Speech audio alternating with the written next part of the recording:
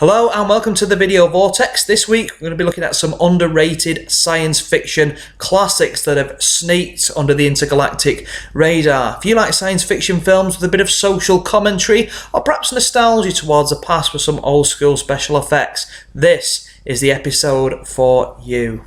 First up is one of my favourite movies. This is The Final Programme from 1973, also known by its American title of The Last Days of Man on Earth. This is based on a novel by Michael Moorcock and it stars John Finch. Now, you might recognise the name of John Finch if you're a big science fiction fan. He's the actor that should have been in the original Ridley Scott Alien from 1979, but he turned out to be ill on set and was replaced by John Hurt, and we all know the famous chestburster scene. I think John Finch's central performance as Jerry Cornelius in this movie is absolutely legendary, and I will confess I purposely bought a jacket like this central character. This is a science fiction movie which is based on a dystopian future. Now, I don't want to give too much of the plot away because the plot is quite confusing. I absolutely love this movie, but it does feel almost like a kind of TV series compacted in. So you get a lot of kind of action sequences all of a sudden, then a bit of exposition, more action sequences. But I love it. It seems like a bit of an unconventional narrative. And in this movie as well, you get actors like Patrick McGee, who's famous for being in A Clockwork Orange. He's the famous one that says like, "Try the wine," and "She's dead, a victim of the modern age." He's a great actor, and he turned in some like Amicus horror movies as well, and some other Stanley Kubrick movies. Also in this movie you get appearances by actors like Sterling Hayden, who was famous for his return to cinema like The Godfather after an excellent career in Doctor Strangelove, and actors like Hugh Griffiths, who appeared for, I think he was actually filmed his scenes in like 1 or 2 days, and he was a big mentor to John Finch at that particular time. Okay, I best say something about the plot from what we can make the sense of it. Jerry Cornelius has recently lost his father, and some scientists, one of them who's very reminiscent of Quentin Crisp in a way. If you don't know who that is, do some research. He's a bit of a legend in terms of his knowledge and insight on life. Are looking for some microchip that his father was developing, and they want it to try and create this machine which is going to create the next kind of wave, the next, if you believe in like Darwin's theory, the next generation of humankind, because humans are going to evolve into the next level. And there's some kind of interesting kind of Buddhist insight in there as well, which could have been developed a bit further, provided by the Hugh Griffiths character. But I absolutely love this film. If you're a fan of 1970s Doctor Who, it's got that kind of look about it. Some of the special effects are really far out. If I'm not mistaken, I might be wrong here, one of the actors appears in Straw Dogs as well. I think he's one of the ones that attacks the farm at the end, and he has a really creepy sequence where he's laughing. The DVD quality is fantastic. I've not seen the Blu-ray, but I strongly recommend this, copied by Network. This is the first film, The Final Programme. Now the next film, unlike The Final Programme, might not have a jazz score and kind of a naked ginger chick, which is always pretty cool, but this is The Day the Earth Caught Fire, which I think is one of the most underrated British films ever made, from 1955, directed by Val Guest, who directed some of the best and early Hammer horror movies such as The Quatermass Experiment. You might see a little mention of that a bit later on. And he ended up with his career a bit later on down the line. He ended up making a comedy with a duo called Cannon and Ball, called The Boys in Blue, which is from about 1982, if I remember correctly. This movie stars some of the best kind of character actors from the time. A great kind of performance by an actor called Leo McKern there, who's one of the highlights of the TV series The Prisoner from around 1967-68. He also appears as Bugenhagen in the first Omen movie in the original trilogy. This movie's great. Basically what has happened is these atomic bombs have kind of knocked the Earth off its kilter, off its axis slightly, and it's affecting the weather. So it starts getting incredibly warm. Now this doesn't sound particularly gripping, but at the time they weren't really that into ecological concerns in the movies. It wasn't until Soylent Green came along in the 1970s and a film called Silent Running starring Bruce Dern that people started to think about ecology a bit more, particularly in science fiction. I actually really like this movie. It's got Edward Judd in a starring role as well. He appeared in some kind of They weren't Hammer and Amicus movies, but some horrors from around that time. He appears in a movie with Peter Cushing, where they're effectively fighting giant blancmanges on an island as a kind of stand-in for Christopher Lee. I actually really like Edward Judd. He's kind of like a rebellious kind of George Sanders in a way.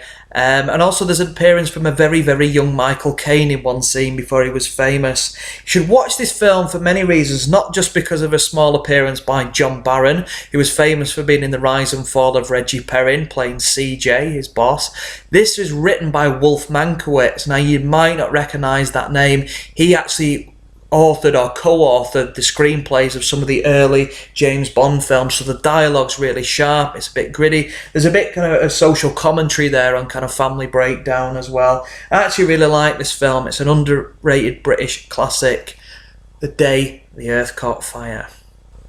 Next up is Nicholas Meyer's Time After Time from 1979. It's a bit difficult to get hold of on DVD if you live in the UK, but it's well worth checking out. This is a time travel movie with a ludicrous premise. H.G. Wells decides to travel forward in time after his initial time machine is stolen by Jack the Ripper. Sounds really pulpy, and yes it is, but you get some excellent central performances.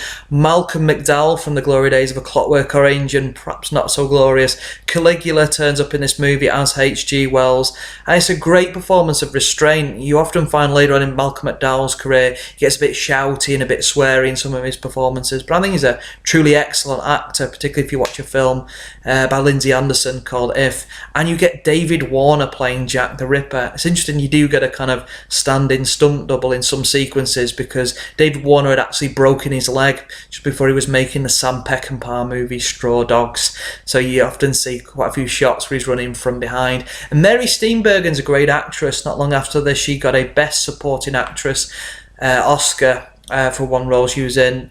More modern audiences might recognise her as appearing as the love interest in the Back to the Future 3, the one where they go back to the Wild West. She's really good in this movie as well, and it's interesting that H.G. Wells in real life believed in kind of social reform and women's rights and workers' rights. You know, right on, brother, that's really cool. And he gets to kind of like the late 70s and 80s and finds that a lot of those things have progressed, and he's like, oh, women's liberation as a concept is kind of past. Oh, good heavens, and stuff like that. There's a really good scene in the kind of restaurant in San Francisco where they're talking about that. And the two actors actually fell in love. That's Malcolm McDowell and Mary Steenburgen, not David Warner. Fell in love in real life, and they were married, and they had kids and stuff like that. And you can sort of see that real chemistry between them. I'm going to add another film into the mix here because it kind of riffs off a lot of one of possibly my favourite movie of all time. I will nail my colours to the mast, an old British phrase for you there. This is H.G. Wells's The Time Machine. Now, this is not quite as underrated and as obscure, but I had to mention this one, the central performance by Rod Taylor, who at once was considered for the role of James Bond, apparently, despite being an Australian actor. Quite a thick accent. I love Rod Taylor. I think he was brilliant. Made a bit of a career renaissance at the end, appearing in Inglourious Bastards, the Quentin Tarantino movie, as Winston Churchill. This movie was directed by George Pal, and it had some Oscar-nominated special effects. And it's interesting to look back on it because it's a kind of 60s movie. The representation of women in it has been quite passive. I'm not a fan of that, but we can look at it as a timepiece and kind of go, oh, that's what attitudes were like at the time. So the love interest of Wiener, she's got blonde hair and typical like 1950s 60s style kind of like triangular boobs. It's interesting that people in the future, even though it's supposed to be the future of London, kind of sound a bit like the Beach Boys and like these California accents. And Rod Taylor says to one, like, have you got any books? And he's like, we have books. Kind of thick American accent, which is kind of fun. Everybody looks like kind of intergalactic surfers.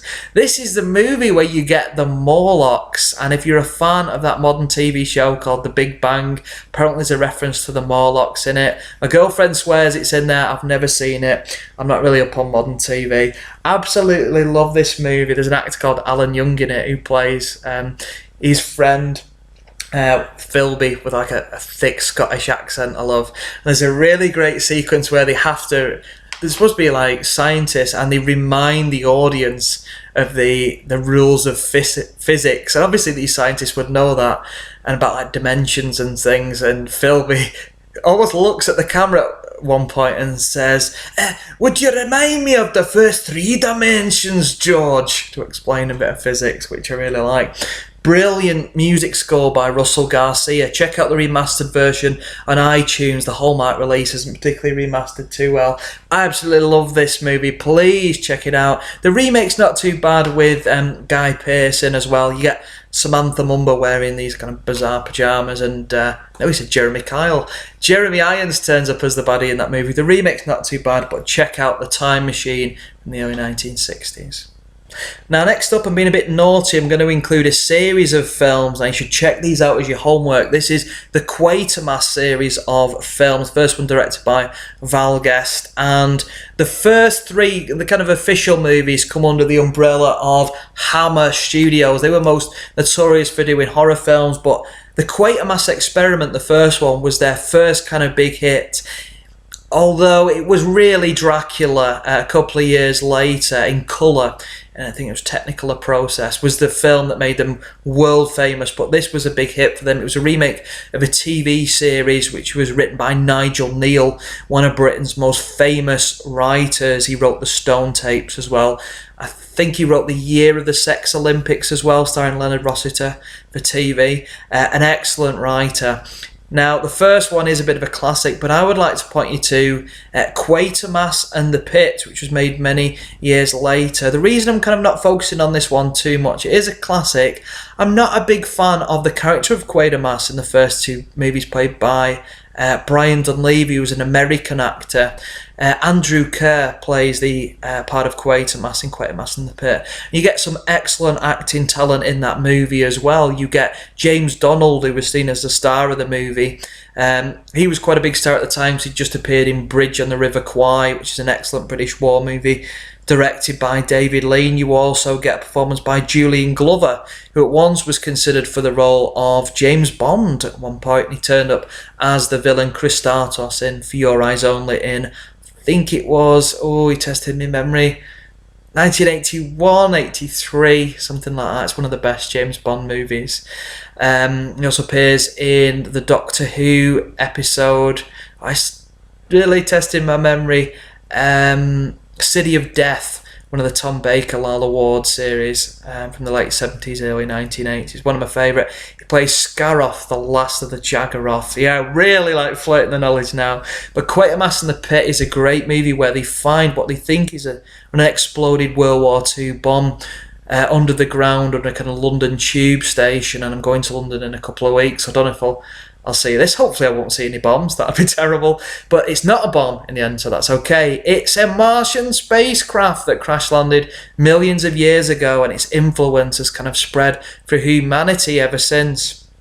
I'm not going to say any more. I absolutely love this movie. It does have its critics and skeptics. Some people found the black and white TV series a bit more eerie, but I actually think it's fantastic. So check out. It's a must. Quatermass and the Pit. It is available on Blu-ray at the moment. It's also in the Hammer collection on DVD, which you can see up there behind me. And I'm going to leave you with a film called Monsters from 2011, directed by Gareth Edwards. Perhaps more famous now for directing the Godzilla remake, which I thought was pretty okay, apart from a pretty terrible central performance by a kind of Channing Tatum rip-off, and that's getting pretty bad.